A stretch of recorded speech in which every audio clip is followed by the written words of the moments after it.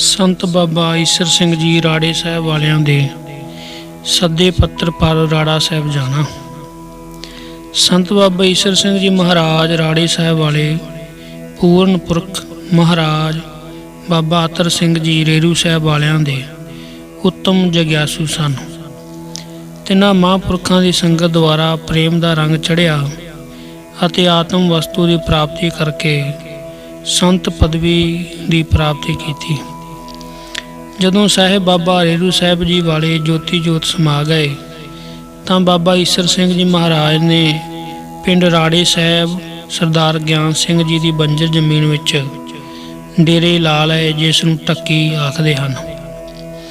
संतां दे कीर्तन का इतना प्रभाव पिया कि आम बुढ़े ते बच्चे पिंडां विच संतां दीयां धारनां गाउंदे फिरदे रहिंदे। पर जदों नौजवान लड़कियां संतां दे कीर्तन नाल प्यार करदियां, ईर खालू पुरुषां ने तक्कियां ਅਤੇ ਸੰਤਾਂ ਦਾ ਪ੍ਰਤਾਪ ਚੜ੍ਹਦੇ ਸੂਰਜ ਦੀ ਨਿਆਈ ਚੜ੍ਹਦੀਆਂ ਕਲਾਂ ਵਿੱਚ ਤੱਕਿਆ ਕਿ ਸੰਤਾਂ ਦੀ ਕੀਰਤੀ ਪੂਰਨਮਾਸੀ ਦੀ ਚਾਂਦਨੀ ਮਾਗ ਸਾਰੇ ਪਿੰਡ ਵਿੱਚ ਫੈਲ ਗਈ ਹੈ, ਤਾਂ ਨਿੰਦਕ ਅਤੇ ਈਰ ਖਾਲੂ ਪੁਰਸ਼ ਇਸ ਤਰ੍ਹਾਂ ਸੰਤਾਂ ਦੇ ਵਾਧੇ ਪ੍ਰਤਾਪ ਨੂੰ ਨਾ ਸਹਾਰ ਸਕੇ ਅਤੇ ਲੱਗੇ ਸੰਤਾਂ ਦੀ ਨਿੰਦਿਆ ਕਰਨ। ਸਿਆਣਿਆਂ ਨੇ ਕਿਹਾ ਹੈ ਕਿ ਨਿੰਦਕ ਪੁਰਸ਼ ਅਗਿਆਨਤਾ ਦੇ ਵਸੀਕਰਨ ਹੋ ਕੇ ਨਿੰਦਿਆ ਜ਼ਰੂਰ ਕਰਦਾ ਹੈ। ਨਿੰਦਕ ਨੂੰ ਹਰੀ ਜਸ ਨਹੀਂ ਪਾਉਂਦਾ, ਉਸ ਮਨਮੁਖ ਨੂੰ ਨਿੰਦਿਆ ਹੀ ਚੰਗੀ ਲੱਗਦੀ ਹੈ। ਜਿਵੇਂ ਕਿ ਕਾਂ ਕਪੂਰ ਨਹੀਂ ਖਾਂਦਾ, ਦੁਰਗੰਧੀ ਵਿਸ਼ਟਾ ਹੀ ਚੰਗਾ ਸਮਝਦਾ ਹੈ। ਜਿਸ ਤਰ੍ਹਾਂ ਹਾਥੀ ਨੂੰ ਪਾਣੀ ਵਿੱਚ ਨਵਾਈਏ ਪਰ ਫਿਰ ਆਪਣੇ ਸਿਰ ਪਰ ਸੁੰਡ ਨਾਲ ਚੱਕ ਕੇ ਮਿੱਟੀ ਪਾ ਲੈਂਦਾ ਹੈ, ਜਿਸ ਤਰ੍ਹਾਂ ਕੌੜੇ ਤੁੰਮੇ ਨੂੰ ਅੰਮ੍ਰਿਤ ਨਾਲ ਸਿੰਚਨ ਕਰੀਏ ਤਾਂ ਵੀ ਉਹ ਆਪਣੀ ਕੁੜੱਤਨ ਨਹੀਂ ਛੱਡਦਾ। ਸਾਖਤ ਜੋ ਨਿੰਦਕ ਹੈ ਉਸ ਨੂੰ ਭਾਵੇਂ 4 ਵੇਦ 6 ਸ਼ਾਸਤਰ ਭਾਵੇਂ ਸ੍ਰੀ ਗੁਰੂ ਗ੍ਰੰਥ ਸਾਹਿਬ ਦੀ ਸਾਰੀ ਬਾਣੀ ਸੁਣਾ ਦੇਵੋ ਤਾਂ ਵੀ ਉਸ ਨੂੰ ਕੋਈ ਸ਼ੁਭ ਗੁਣ ਪ੍ਰਾਪਤ ਨਹੀਂ ਹੋ ਸਕਦਾ। ਸੋ ਸਾਖਤ ਨਿੰਦਕ ਤਾਂ ਕੀੜੀ ਵਾਂਗ ਕੋਈ ਤਰੇੜ ਹੀ ਦੇਖਦਾ ਹੈ। ਨਿੰਦਕ ਜੇ ਸਤਸੰਗ ਦੇ ਵਿੱਚ ਆ ਵੀ ਬੈਠੇ ਤਾਂ ਸਤਸੰਗ ਵਿੱਚ ਜਾ ਕੇ ਵੀ ਸਤਸੰਗਤ ਦੇ ਔਗਣ ਹੀ ਤੱਕਦਾ ਹੈ। ਗੱਲ ਕੀ ਨਿੰਦਕ ਮਹਾਨ ਪਾਪੀ ਹੈ। ਨਿੰਦਿਆ ਮਨਮੁਖ ਤੇ ਮੂਰਖ ਹੀ ਕਰਦੇ ਹਨ। ਉਹਨਾਂ ਦਾ ਮੂੰਹ ਨਿੰਦਾ ਕਰਕੇ ਕਾਲਾ ਹੋ ਜਾਂਦਾ ਹੈ ਤੇ ਨਰਕ ਵਿੱਚ ਪੈ ਜਾਂਦੇ ਹਨ। ਇਸ ਤਰ੍ਹਾਂ ਨਿੰਦਕ ਨੇ ਜਿਸ ਤਰ੍ਹਾਂ ਪੁਰਸ਼ ਭਗਤਾਂ ਤੇ ਅਵਤਾਰਾਂ ਦੀ ਨਿੰਦਿਆ ਕੀਤੀ ਅਤੇ ਭਗਤਾਂ ਦੇ ਦੋਖੀ ਬਣੇ, ਉਸੇ ਤਰ੍ਹਾਂ ਤਿੰਨਾਂ ਨਿੰਦਕਾਂ ਨੂੰ ਕੀਤੇ ਦੋਸ਼ਾਂ ਦਾ ਫਲ ਭੁਗਤਣਾ ਪਿਆ। ਭਗਤ ਰਵਿਦਾਸ ਜੀ ਨੇ ਜੋ ਬਾਣੀ ਵਿੱਚ ਲੋਕਾਂ ਨੂੰ ਸਿੱਖਿਆ ਦੇਣ ਵਾਸਤੇ ਫਰਮਾਇਆ ਹੈ, ਉਹ ਗੁਰੂ ਅਰਜਨ ਦੇਵ ਜੀ ਨੇ ਆਪਣੀ ਸਿੱਖ ਫੁਲਵਾੜੀ ਨੂੰ ਉਪਦੇਸ਼ ਦੇਣ ਹਿੱਤ ਸ੍ਰੀ ਗੁਰੂ ਗ੍ਰੰਥ ਸਾਹਿਬ ਵਿੱਚ ਅੰਕਿਤ ਕਰਕੇ ਬਖਸ਼ਿਸ਼ ਕੀਤੀ ਹੈ। ਭਗਤ ਰਵਿਦਾਸ ਜੀ ਆਖਦੇ ਹਨ ਕਿ ਭਾਵੇਂ ਨਿੰਦਕ ਪੁਰਸ਼ ਬੇਅੰਤ ਪੁੰਨ ਕਰ ਲਵੇ ਤਾਂ ਵੀ ਨਰਕਾਂ ਤੋਂ ਬਚ ਨਹੀਂ ਸਕਦਾ। ਉਸ ਨਿੰਦਕ ਦੇ ਪੁੰਨ ਕੀਤੇ ਹੋਏ ਨਿੰਦਾ ਕਰਨ ਤੋਂ ਇੱਕ ਛਿਣ ਵਿੱਚ ਨਸ਼ਟ ਹੋ ਜਾਂਦੇ ਹਨ ਅਤੇ ਨਰਕਾਂ ਦਾ ਅਧਿਕਾਰੀ ਬਣ ਜਾਂਦਾ ਹੈ। ਜੈਸੇ ਕਿ ਜੇ ਉਹ 68 ਤੀਰਥ ਨਹਾਵੈ, ਜੇ ਉਹ ਦੁਆਦਸ ਸਿਲਾ ਪੁਜਾਵੈ, ਜੇ ਉਹ ਕੂਪ ਤਟਾ ਦੇ ਵਾਵੈ, ਕਰੈ ਨਿੰਦ ਸਭ ਬਿਰਥਾ ਜਾਵੈ। ਸਾਧ ਕਾ ਨਿੰਦਕ ਕੈਸੇ ਤਰੈ, ਸਰ ਪਰ ਜਾਨੋ ਨਰਕ ਹੀ ਪਰੈ ਰਹਾਓ। ਜੇ ਉਹ ਗ੍ਰਹਿਣ ਕਰੈ ਕੁਲ ਖੇਤ, ਅਰਪੈ ਨਾਰ ਸਿਗਾਰ ਸਮੇਤ, ਸਗਲੀ ਸਿਮਰਤ ਸ਼੍ਰਵਣੀ ਸੁਣੈ, ਕਰੈ ਨਿੰਦ ਕਵਨੈ ਨਹੀਂ ਗੁਣੈ। ਜੇ ਉਹ ਅਨਕ ਪ੍ਰਸਾਦ ਕਰਾਵੈ, ਭੂਮ ਦਾਨ ਸੋਭਾ ਮੰਡਪ ਪਾਵੈ, ਆਪਣਾ ਬਿਗਾਰ ਬਰਾਨਾ ਸਾਂਢੈ, ਕਰੈ ਨਿੰਦ ਬਹੁ ਜੋਨੀ ਹਾਂਡੈ। ਨਿੰਦਾ ਕਹਾ ਕਰੋ ਸੰਸਾਰਾ, ਨਿੰਦਕ ਕਾ ਪ੍ਰਗਟ ਪਹਾਰਾ। ਨਿੰਦਕ ਸੋਧ ਸਾਧ ਵਿਚਾਰਿਆ, ਕਹੁ ਰਵਿਦਾਸ ਪਾਪੀ ਨਰਕ ਸੁਧਾਰਿਆ। ਭਗਤ ਜੀ ਨੇ ਤਾਂ ਮਹਾਨ ਪ੍ਰਗਟ ਕਰਕੇ ਕਹਿ ਦਿੱਤਾ ਹੈ ਕਿ ਇਸ ਸੰਸਾਰ ਦੇ ਲੋਕੋ ਤੁਸੀਂ ਨਿੰਦਾ ਕਿਉਂ ਕਰਦੇ ਹੋ। ਨਿੰਦਾ ਕਰਨ ਤੋਂ ਜ਼ਰੂਰ ਹੀ ਨਰਕ ਜਾਣਾ ਪਵੇਗਾ ਤੇ ਕਦੇ ਬਚ ਨਹੀਂ ਸਕਦੇ। ਹਾਂ, ਨਿੰਦਕ ਦਾ ਵੀ ਬਚਾਅ ਹੋਣਾ ਗੁਰੂ ਗ੍ਰੰਥ ਸਾਹਿਬ ਜੀ ਦੀ ਸੁਖਮਣੀ ਬਾਣੀ ਵਿੱਚ ਸਤਿਗੁਰੂ ਜੀ ਨੇ ਮਿਹਰ ਕਰਕੇ ਦੱਸ ਦਿੱਤਾ ਹੈ ਕਿ ਸੰਤ ਕੀ ਨਿੰਦਾ ਦੋਖ ਮੈਂ ਦੋਖ, ਨਾਨਕ ਸੰਤ ਭਾਵੈ ਤਾਂ ਉਸ ਕਾ ਵੀ ਹੋਏ ਮੋਖ। ਭਾਵ ਕਿ ਨਿੰਦਕ ਨੂੰ ਨਿੰਦਿਆ ਕਰਨ ਤੋਂ ਇਤਨਾ ਦੁੱਖ ਤੇ ਪਾਪ ਲੱਗਦਾ ਹੈ, परंतु फेर भी बख्शांद ते कृपालू ते दयालू होके शरण आए निंदक दे अवगुण बख्श के निंदक नूं मुक्त करन दी कृपालता करदे हन। श्री गुरु ग्रंथ साहिब विच निंदक दे बाबत लिखिया है कि अवखद सभे कीतियां निंदक का दारू ना है। भावें बचन सतगुरु जी का सत है, पर फिर भी संतां विच अकाल पुरख सतगुरु जी ने यह गुण भरिया है कि निंदक का भी भला कर दिंदे हन। ये सारा मजबून निंदक का लिखण का मेरा भाव यह है कि संत बाबे राड़े साहब वालियां दी भी निंदिया निंदक पुरुषां ने होई ही ईरखा द्वैत विच मन की अज्ञानता द्वारा रज रज के की। निंदकां ने इस तिहार भी छपा के लोकां विच वंडे, पर महापुरख अपनी चाले अपनी जिंदगी का सफर अगांह वधाई गए। जिवें सतगुरु जी ने अपनी बाणी विच कथन किया है, सर संधे आगास को बाहे दड़ जान, कि जे तीर आकाश नूं मारे तां तीर चलाने वाले दे ही लगदा है। दुनिया की कहावत है कि अगर चंद्रमा पर थुकीए तां थुक मोड़ थुकण वाले ते ही पैंदा है, पर अज्ञानता दे वसीकरण पुरख ये समझ नहीं सकते। मेरा भाव कहता है कि संतां दे निंदकां दा इश्तिहार निंदा नाल भरिया होया मेरे हथ ननकाने साहब आ गया, जो इश्तिहार दास ने अपने गुरुदेव संत महाराज जी नूं पढ़ के सुनाया। संतां ने सुन के आख्या कि अज्ञानी मूर्ख इसे तरह ही सच विच ऊझां कढ़दे हन, पर सच सच ही हुंदा है। ये सन 1930 का वाਕਿਆ दास लिख रहा है। इसे साल 9 माघ संत महाराज बाबा अतर सिंह जी की बरसी पर हर साल की तरह जो ब्रह्म ज्ञानी संत बाबा जवाला सिंह जी गए, तो एक सिंह संत बाबे राड़ा साहब वालियां वालों रथ लैके रेरू साहब संतां पास पुजा ਅਤੇ संत राड़े साहब वालियां दी पत्रिका दिती। संतां ने दास कोलों पढ़ाई। पत्रिका के अखर सन कि संत महाराज जी इस बारी कुटिया राड़े साहब नूं दर्शन देने की कृपालता करनी।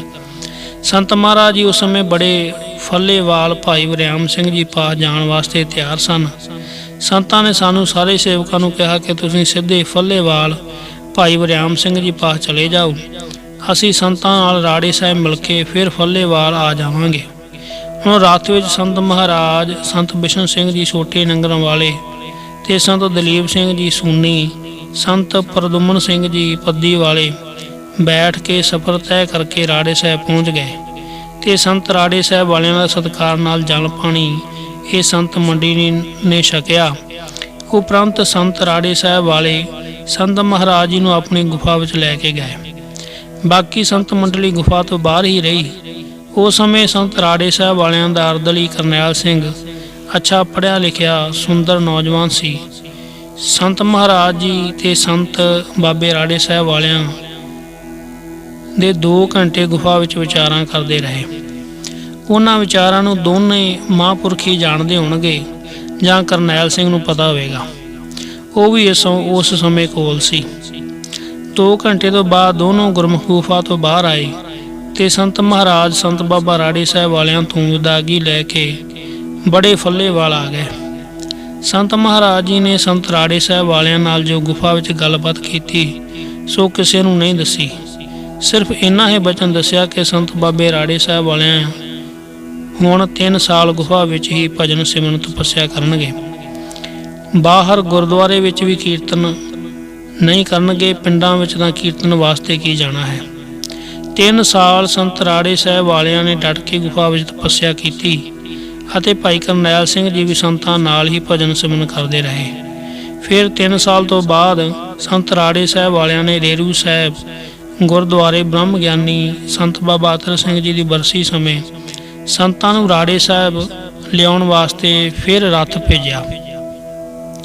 फिर भी दास संत महाराज नाल ही सी। इस वार भाई वरियाम सिंह जी के घर वड्डे फल्लेवाल अखंड पाठ करना सी। दास अखंड पाठी ਸਿੰਘਾਂ ਨੂੰ फल्लेवाल लै गया तो संत महाराज रथ में सवार होकर राड़े साहब चले गए। पहली संत मंडली बाबा बिशन सिंह जी आदि राड़े साहब संतां दे नाल गए। संत बाबे राड़े वाले गुफा विच सन। डेरे दे बाकी साधुओं ने संत महाराज समेत सारी संत मंडली का बहुत सत्कार किया। जल पानी छकन तो उपरंत ਸੰਤ ਮਹਾਰਾਜ ਜੀ ਨੇ ਸੰਤ ਈਸਰ ਸਿੰਘ ਜੀ ਨੂੰ ਆਪਣੇ ਪਾਸ ਬੁਲਾ ਲਿਆ। ਫਿਰ ਪਹਿਲੇ ਵਾਂਗ ਹੀ ਕੁਝ ਸਮਾਂ ਦੋਹਾਂ ਮਹਾਂਪੁਰਸ਼ਾਂ ਦੀ ਵਿਚਾਰ ਹੋਈ। ਸੰਤਾਂ ਨਾਲ ਵਿਚਾਰ ਕਰਕੇ ਸੰਤ ਮਹਾਰਾਜ ਗੁਫਾ ਤੋਂ ਬਾਹਰ ਆ ਗਏ ਅਤੇ ਰਾੜੇ ਸਾਹਿਬ ਦੀਆਂ ਸੰਗਤਾਂ ਕੋਲੋਂ ਵਿਦਾ ਹੋ ਕੇ ਸੰਤ ਮਹਾਰਾਜ ਫੱਲੇਵਾਲ ਆ ਗਏ। ਇਸ ਵਾਰ ਰਾੜੇ ਸਾਹਿਬ ਵਾਲੇ ਸੰਤਾਂ ਵੱਲੋਂ ਸੰਤ ਮਹਾਰਾਜ ਜੀ ਨੂੰ ਸਾਰਾ ਰੇਸ਼ਮੀ ਪੋਸ਼ਾਕਾ ਭੇਟ ਕੀਤਾ। ਰੇਸ਼ਮੀ ਦਸਤਾਰਾ, ਰੇਸ਼ਮੀ ਚੋਲਾ, ਰੇਸ਼ਮੀ ਚਾਦਰਾ, ਰੇਸ਼ਮੀ ਕਛਹਿਰੇ, ਇੱਕ ਪਹਾੜੀ ਲੱਕੜ ਦਾ ਬੜਾ ਸੁੰਦਰ ਸੋਟਾ ਅਤੇ ਇੱਕ ਗਰਮ ਆਸਣ ਵੀ ਭੇਟਾ ਹੋਇਆ। ਹੋਰ ਸੰਤ ਮੰਡਲੀ ਨੂੰ ਵੀ ਗਰਮ ਆਸਣ ਦਿੱਤੇ ਗਏ। ਜਦੋਂ ਹੁਣ ਬਾਬਾ ਬਿਸ਼ਨ ਸਿੰਘ ਜੀ ਨੇ ਸੰਤ ਮਹਾਰਾਜ ਜੀ ਤੋਂ ਸੰਤ ਰਾੜੇ ਸਾਹਿਬ ਵਾਲਿਆਂ ਦੀ ਗੱਲ ਪੁੱਛੀ ਤਾਂ ਸੰਤਾਂ ਦੱਸਿਆ ਕਿ 3 ਸਾਲ ਵਾਸਤੇ ਸਿਰਫ ਦੋਨੋਂ ਸਮੇਂ ਕੀਰਤਨ ਕਰਨ ਵਾਸਤੇ ਹੀ ਆਇਆ ਕਰਨਗੇ, ਹੋਰ ਕਿਸੇ ਨਾਲ ਗੱਲਬਾਤ ਨਹੀਂ ਕਰਨਗੇ, ਨਾ ਹੀ ਪਿੰਡ ਵਿੱਚ ਕੀਰਤਨ ਕਰਨ ਜਾਣਗੇ। 3 ਸਾਲਾਂ ਬਾਅਦ ਸੰਤ ਰਾੜੇ ਸਾਹਿਬ ਵਾਲਿਆਂ ਰੇਰੂ ਸਾਹਿਬ ਬਾਬਿਆਂ ਦੀ ਬਰਸੀ ਨੂੰ ਫਿਰ ਰੱਥ ਘੱਲਿਆ। ਸੰਤ ਫਿਰ ਰੱਥ 'ਤੇ ਸਵਾਰ ਹੋ ਕੇ ਰਾੜੇ ਸਾਹਿਬ ਆਏ। ਸਾਰੇ ਸੰਤਾਂ ਦੇ ਸੇਵਕ ਰਾੜੇ ਸਾਹਿਬ ਦੇ ਦਰਸ਼ਨਾਂ ਬਲਾਕੀ ਨਾਲ ਸਨ। ਸੰਤ ਮਹਾਰਾਜ ਪਹਿਲੇ ਹੀ ਦੀ ਤਰ੍ਹਾਂ ਫਿਰ ਸੰਤਾਂ ਦੀ ਗੁਫਾ ਵਿੱਚ ਗਏ। ਤਕਰੀਬਨ 1 ਘੰਟਾ ਦੋਨੋਂ ਮਹਾਂਪੁਰਖ ਗੱਲਬਾਤ ਕੀਤੀ। ਵਿਚਾਰ ਕਰਕੇ ਸੰਤ ਮਹਾਰਾਜ ਬਾਬੇ ਰਾੜੇ ਸਾਹਿਬ ਵਾਲਿਆਂ ਪਾਸੋਂ ਆਗਿਆ ਲੈ ਕੇ ਗੁਫਾ ਤੋਂ ਬਾਹਰ ਆਏ ਅਤੇ ਰਾੜੇ ਸਾਹਿਬ ਵਾਲੀ ਸੰਗਤ ਨਾਲ ਪਿਆਰ ਭਰੇ ਬਚਨ ਕਰਕੇ ਡੇਰੇ ਨੂੰ ਆ ਗਏ। ਫਿਰ ਸੰਤ ਬਾਬਾ ਰਾੜੇ ਸਾਹਿਬ ਵਾਲੇ ਆਪ ਸਾਰੀਆਂ ਸੰਗਤਾਂ ਨੂੰ ਕੀਰਤਨ ਦੁਆਰਾ ਨਿਹਾਲ ਕਰਨ ਲੱਗ ਪਏ। ਉਸ ਦਿਨ ਸੰਤ ਰਾੜੇ ਸਾਹਿਬ ਵਾਲਿਆਂ ਆਪਣੀ ਜ਼ਿੰਦਗੀ ਵਿੱਚ ਪਰਿਵਰਤਨ ਲੈ ਆਂਦਾ। 8 ਪਹਿਰਾਂ ਵਿੱਚ 1 ਘੰਟਾ ਸੰਗਤਾਂ ਦੀ ਗੱਲਬਾਤ ਸੁਣਨੀ ਅਤੇ ਉਸ ਦੇ ਉੱਤਰ ਦੇਣੇ। ਐਸੇ ਸਮੇਂ ਅੰਦਰ ਅਧਿਕਾਰੀ ਨੂੰ ਉਪਦੇਸ਼ ਦੇ ਕੇ ਨਿਹਾਲ ਕਰਨਾ। ਉਸ ਸਮੇਂ ਨੂੰ ਸੰਤਾਂ ਦਾ ਕੁਰਸੀ ਲਾਉਣ ਦਾ ਸਮਾਂ ਕਰਕੇ ਦੱਸਿਆ ਜਾਂਦਾ ਰਿਹਾ, ਜੋ ਇਹ ਮਰਿਆਦਾ ਅੰਤ ਤੱਕ ਵੀ ਜਾਰੀ ਰਹੀ। ਬਾਕੀ ਸਮੇਂ ਸੰਤ ਜੀ ਕਿਸੇ ਨਾਲ ਘੱਟ ਹੀ ਗੱਲ ਕਰਦੇ ਸਨ। ਇਹ ਧਾਰਨਾ ਸੰਤਾਂ ਨੇ ਅਖੀਰ ਤੱਕ ਨਿਭਾ ਦਿੱਤੀ। ਇਹ ਹੈ ਸੰਤ ਮਹਾਰਾਜ ਨਾਲ ਰਾੜੇ ਸਾਹਿਬ ਵਾਲੇ ਬਾਬਿਆਂ ਦੀ ਮਿਲਾਪ ਦੀ ਕਹਾਣੀ। ਧਰਤੀ ਪਰ ਔੜ ਲੱਗਣ ਤੇ ਬਾਰਿਸ਼ ਪਾਉਣ ਦੀ ਸਾਖੀ।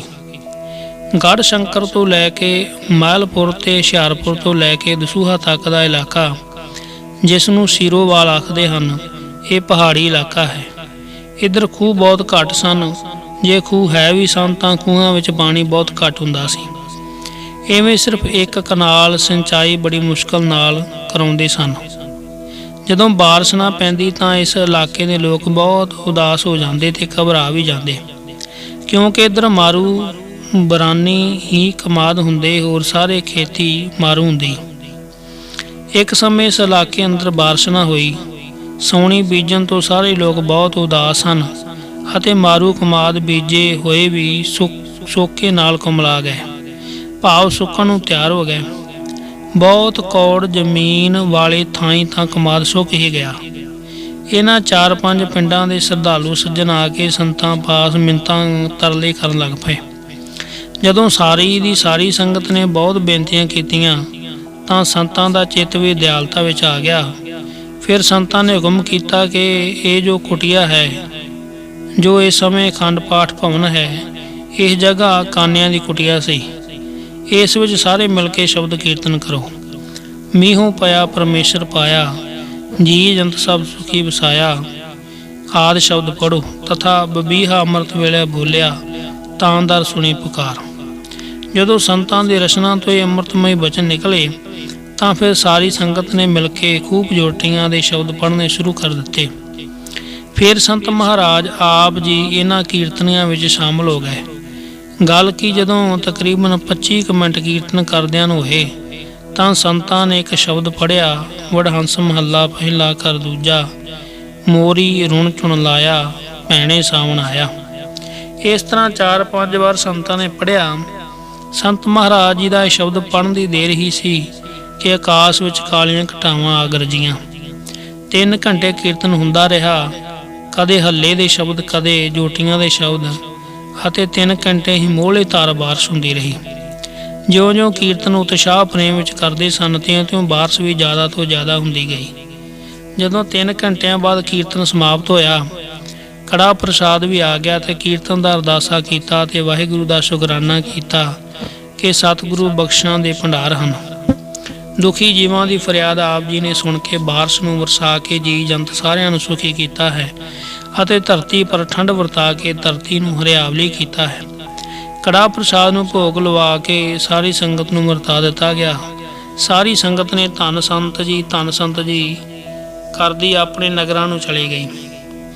ਇਸ ਪ੍ਰਕਾਰ 2 ਸਾਲ ਬਾਅਦ ਫਿਰ ਬਹੁਤ ਪਾਣੀ ਨੀਵਾਂ ਚਲਾ ਗਿਆ, ਭਾਵ ਬਹੁਤ ਖੁਸ਼ਕਾਲੀ ਵਰਤ ਗਈ, ਅਰਥਾਤ ਔੜ ਲੱਗ ਗਈ।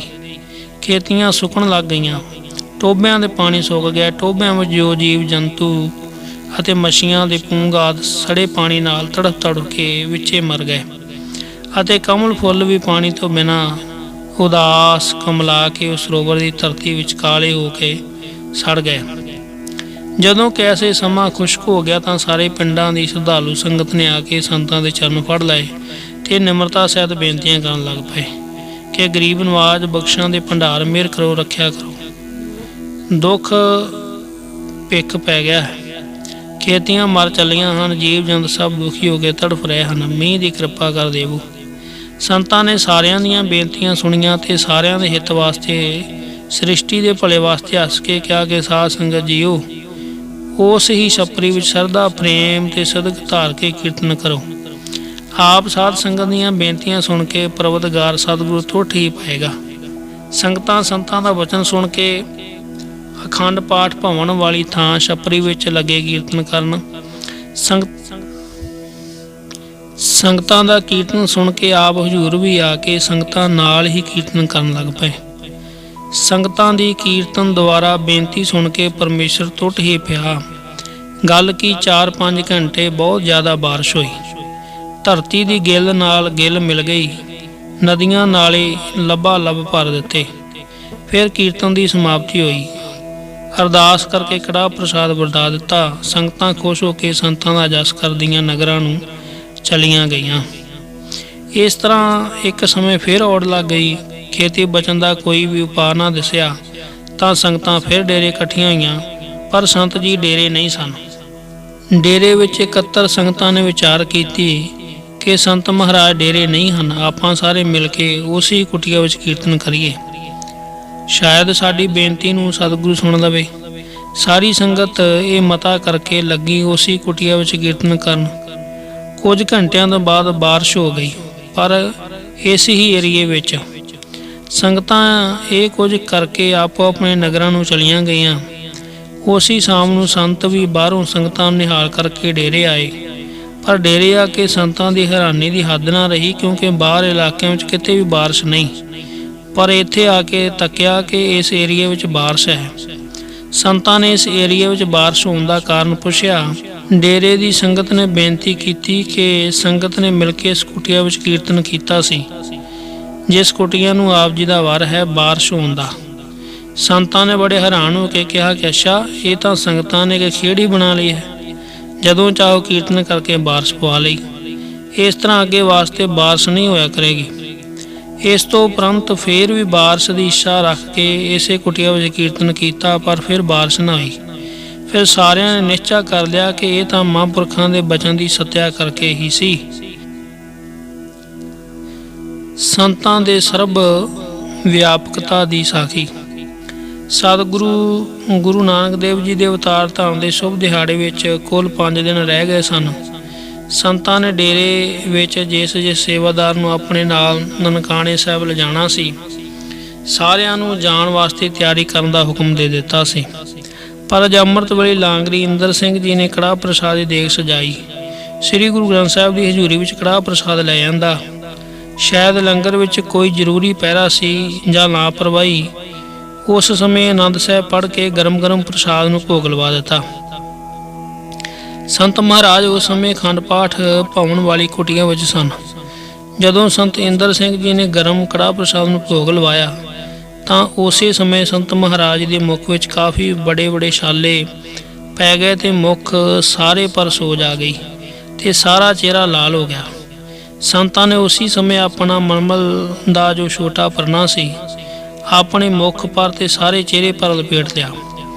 ਜਦੋਂ ਦਾਸ ਸੰਤਾਂ ਨੂੰ ਜਲ ਪਾਣੀ ਛਕਾਉਣ ਵਾਸਤੇ ਹਜ਼ੂਰੀ ਵਿੱਚ ਗਿਆ ਤਾਂ ਕਿ ਤੱਕਿਆ ਕਿ ਸਾਰੇ ਚਿਹਰੇ ਪਰ ਛਾਲਿਆਂ ਦਾ ਅਸਰ ਸੀ ਤੇ ਪਰਨੇ ਨਾਲ ਸਾਰਾ ਮੁੱਖ ਪੂਰਾ ਢੱਕਿਆ ਹੋਇਆ ਸੀ। ਜਦੋਂ ਦਾਸ ਨੇ ਜਲ ਪਾਣੀ ਛਕਣ ਵਾਸਤੇ ਬੇਨਤੀ ਕੀਤੀ ਤਾਂ ਸੰਤ ਉਸ ਸਮੇਂ ਬੋਲ ਨਹੀਂ ਸਕੇ।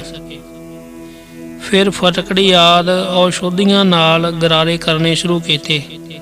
ਸੰਧਿਆ ਵੇਲੇ ਤੱਕ ਥੋੜ੍ਹਾ ਜਿਹਾ ਬੋਲਣ ਦੇ ਕਾਬਲ ਹੋਏ। ਫਿਰ ਸੰਤ ਇੰਦਰ ਸਿੰਘ ਜੀ ਨੂੰ ਆਪਣੇ ਕੋਲ ਬੁਲਾਇਆ ਤੇ ਸਾਰੀ ਸੰਗਤ ਨੂੰ ਆਪਣੇ ਪਾਸ ਸੱਦ ਕੇ ਇੰਦਰ ਸਿੰਘ ਜੀ ਨੂੰ ਕਾਫੀ ਤਾੜਨਾ ਕੀਤੀ ਅਤੇ ਸਾਰਿਆਂ ਨੂੰ ਸਿੱਖਿਆ ਦਿੱਤੀ ਕਿ ਕੜਾਹ ਪ੍ਰਸਾਦ ਨੂੰ ਭੋਗ ਸੋਹਣਾ ਛਕਣ ਵਾਲਾ ਕਰਕੇ ਲਵਾਇਆ ਕਰੋ।